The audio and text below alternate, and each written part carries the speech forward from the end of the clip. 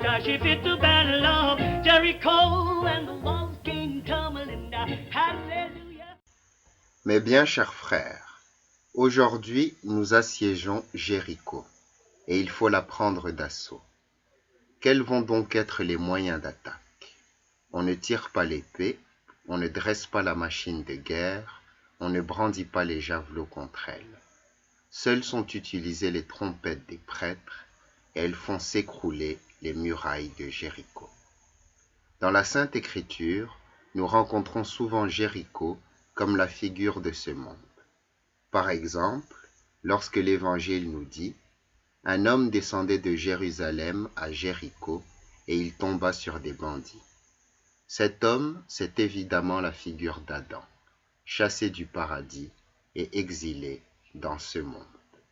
Quant aux aveugles de Jéricho, que Jésus vint trouver pour leur rendre la vue, ils représentaient les hommes de ce monde, accablés par la cécité de l'ignorance et pour qui le Fils de Dieu est venu.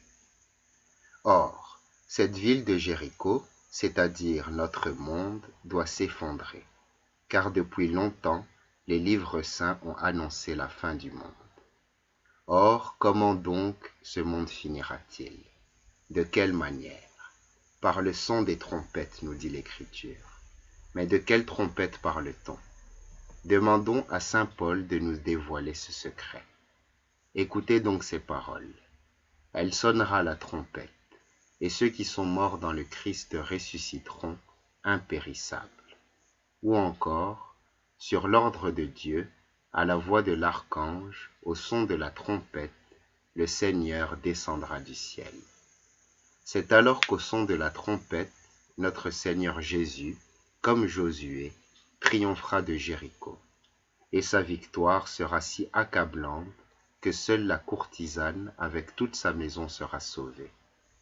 Il viendra donc Jésus, notre Seigneur, et il viendra au son des trompettes. Dans ce récit, Rahab symbolise avec sa famille ceux qui seront sauvés.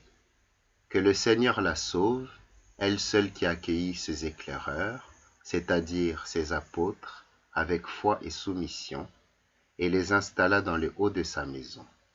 Qu'ils joignent et unissent cette courtisane à la maison d'Israël. Mais cessons de rappeler ses anciennes fautes et de lui en tenir rigueur. Elle a été courtisane autrefois, maintenant elle a été unie au Christ comme une vierge chaste à son unique époux. Écoutez comment l'apôtre parle d'elle.